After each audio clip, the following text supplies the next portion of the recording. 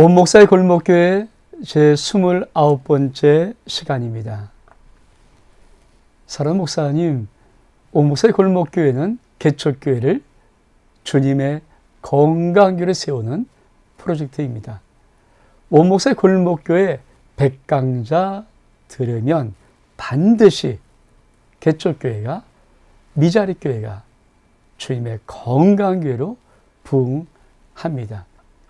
원목사의 골목교회 제 29번째 시간, 우리가 지금 세 번에 지난 시간에 걸쳐서 하나님 마음 설교법에 대해서 말씀을 같이 한번 나눴습니다.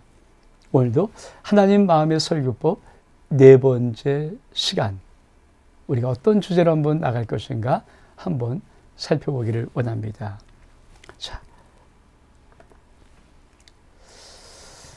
하나님 마음을 묵상하는 법, 하나님의 마음을 묵상하는 법. 하나님 마음으로 설교하는 것은 우리 목사님들이 대부분의 모든 설교 98% 정도 그냥 목사님 하신 설교에다가 2% 더 중요한 하나님 마음을 한번 묵상해 보는 것입니다. 저는 모든 목사님들이 설교에 탁월한 하나님의 은혜와 은사가 있다고 믿습니다. 그리고 설교들을 대부분 목사님들은 잘하십니다. 근데 그런데도 불구하고 왜 교회가 부흥되지 아니하고, 왜 성도가 움직이지 아니하고 성도의 삶 속에 하나님의 은혜의 역사들이 나타나지 않는가?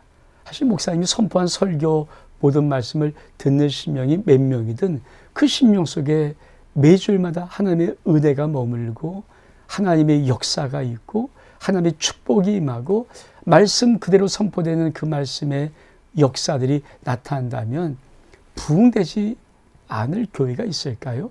부흥됩니다.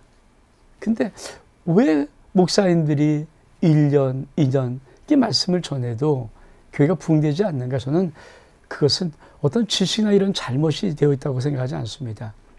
목사님들의 그 설교는 탁월합니다. 그러나 그 속에 정말 하나님의 마음을 담고 하는 설교인가? 이 부분은 전 깊이 한번 생각해 봐야 된다고 생각합니다. 하나님 마음을 묵상하는 법, 오늘 우리가 한번 나누고 싶은 주제 중에 하나인데요. 하나님 마음을 어떻게 묵상할까요?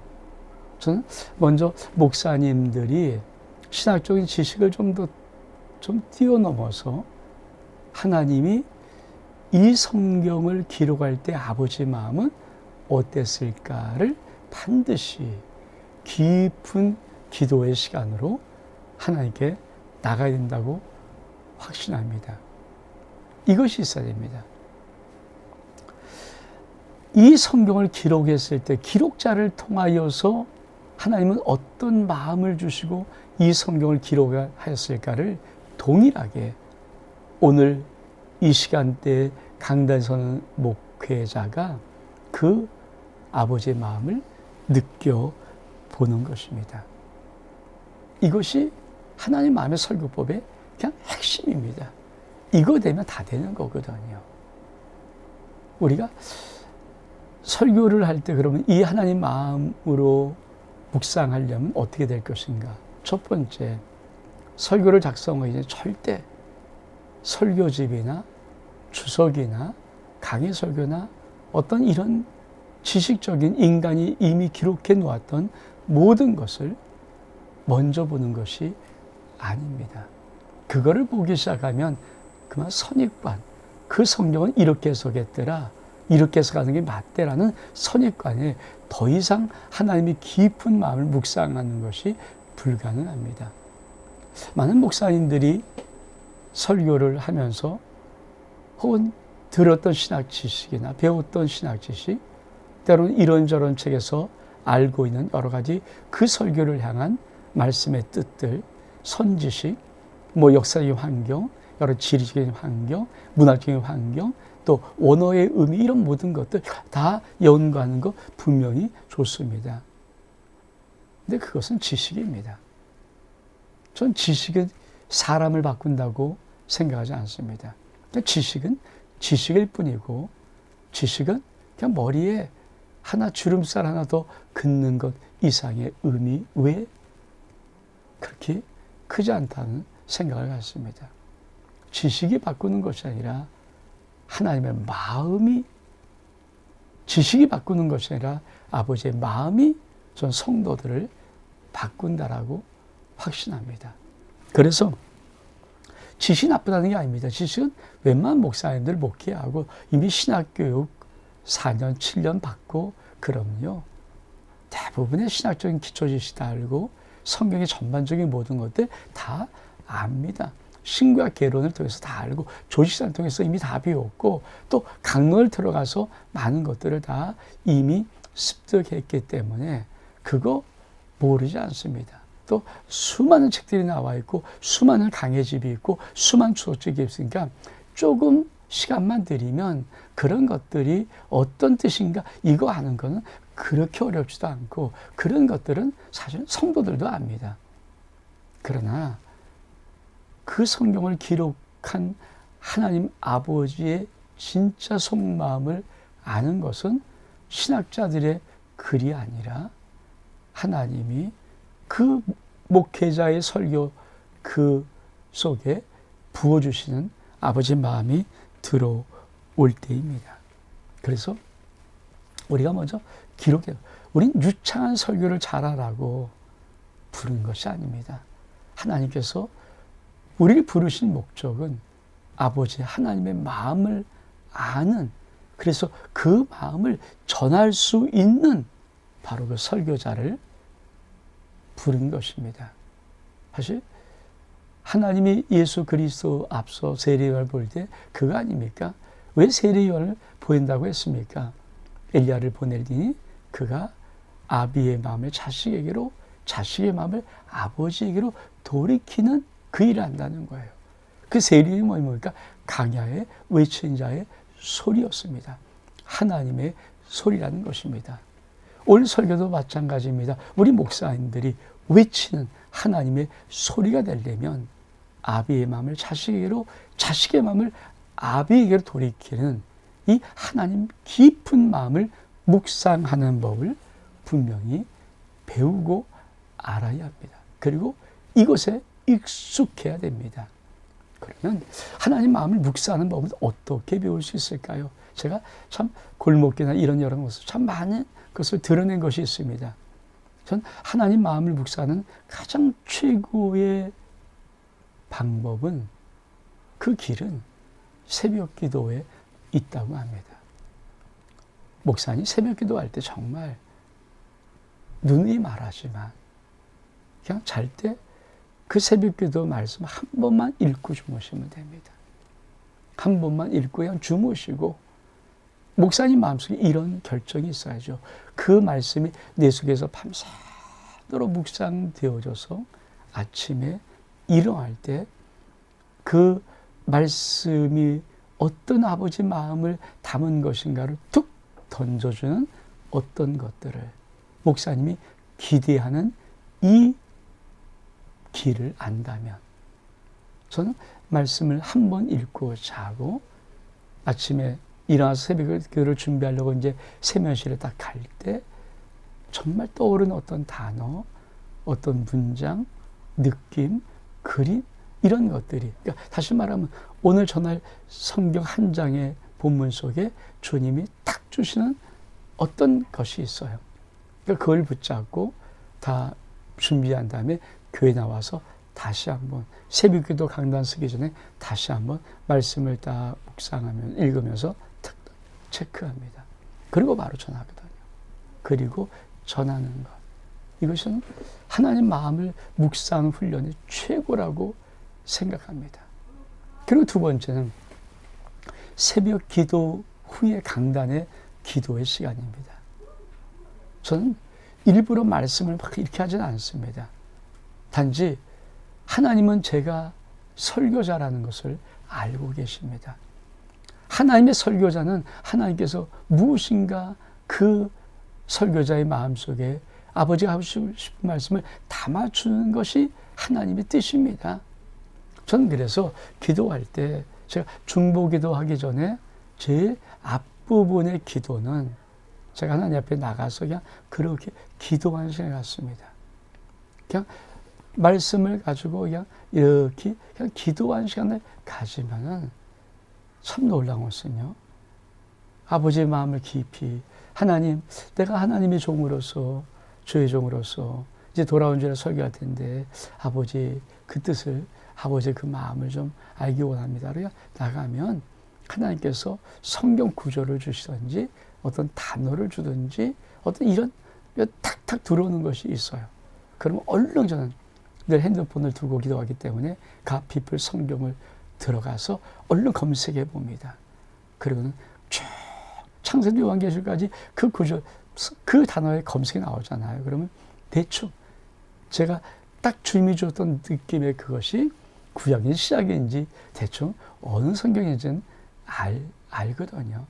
그럼 거기에 딱 가서 그 말씀을 묵상하고 그 말씀을 얼른 기록해서 네이버 메모에다가 복사해서 붙여넣기를 합니다. 그리고 또 계속 기도하는 것입니다. 그렇게 한 31시간 정도 기도하면은 하나님께서 하나님 말씀의 아웃라인 같은 그 귀한 것들을 이렇게 말씀을 구절을 통해서 이렇게 주십니다. 전 이것이 하나님 마음으로 묵상하는 아주 실제적인 두 가지 법이라고 저는 생각을 하는 것입니다. 목사님, 이분 하는 말씀을 뭐 없고요. 정말 이 두 가지만 그냥 자면서 성경 한번 읽고 자고 아침 일어나서 그냥 그 말씀 그리고 그냥 그것이 딱 느껴지면 그냥 그 단어 하나 중심 주제 하나 가지고 딱 강단에 서서 입을 열기 시작하면 하나님이 말씀하는 겁니다. 사실 제가 설교를 지금도 안 쓰거든요. 근데 사실 원고는 다 있어요. 왜 그럴까요?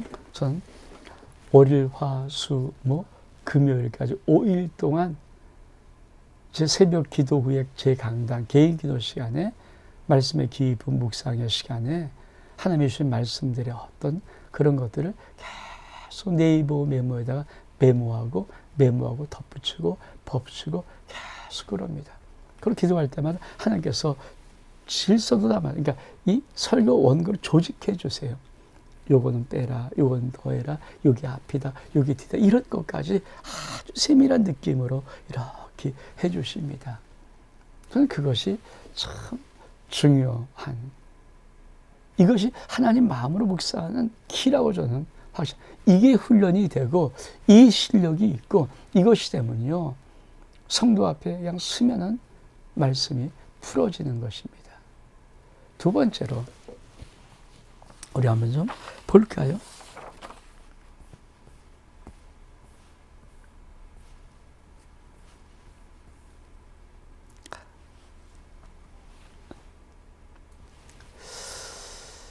결코 쓰지 마라. 마음을 느끼게 해줘야 감동이 흐른다.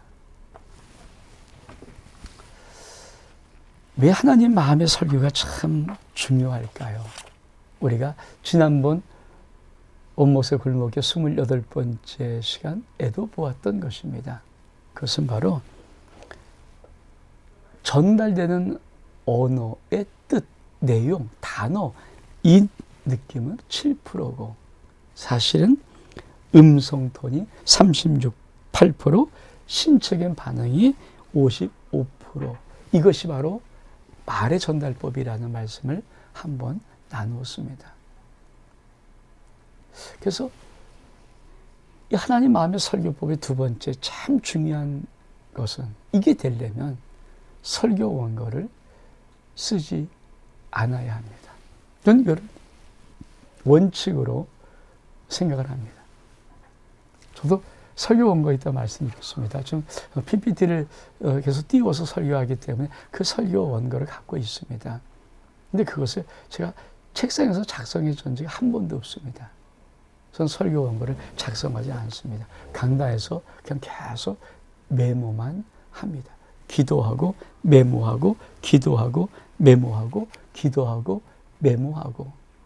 우리가 설교 원고를 안 쓰면 목회자의 이 설교에 대한 부담이 확 줄어듭니다. 사실 말하기는 쉽잖아요. 근데 말을 글로 표현하는 것은 너무도 어렵습니다.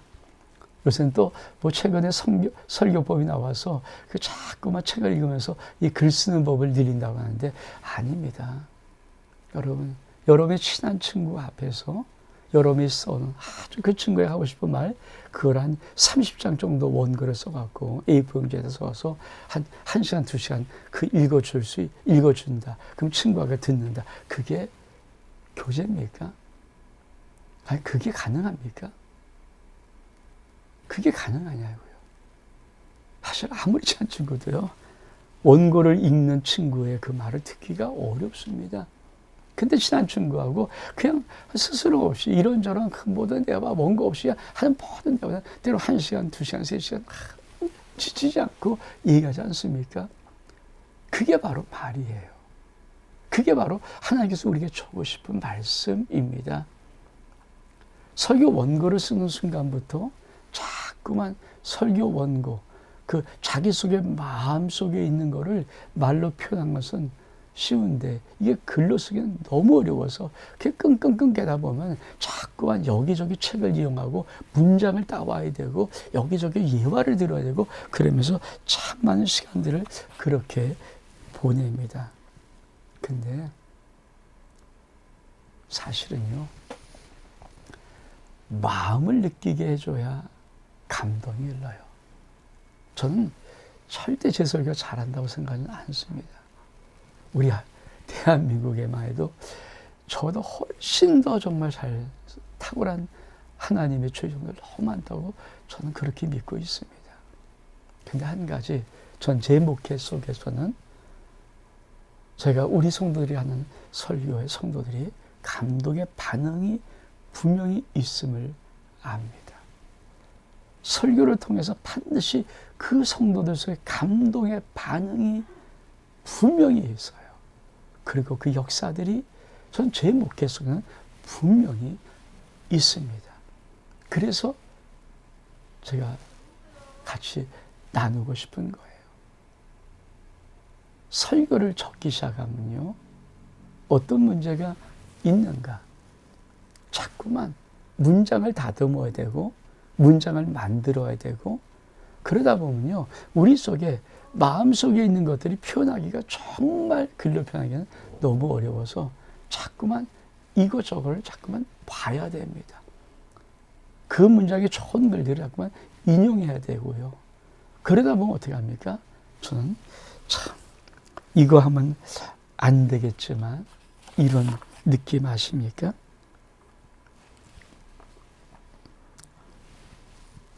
설교의 물타기, 설교 물타기, 설교 물타기, 설교의 물타기가 되는 이 생각을 저버릴 수 없습니다. 쉽게 말하면 글로 자꾸 표현하다 보면요, 자꾸만 멋진 글을 써야 되니까 원액 한 방울, 하나님의 진리의 말씀 한 방울에다가 많은 인간적인 글을 자꾸만 붙입니다. 나중에 이 하나님 말씀의 설교법 좀 깊이 들어갈 때 꼭 다루겠지만 저는 이것이 빛의 삼원색과 이 세상의 색의 삼원색의 차이라고 생각합니다.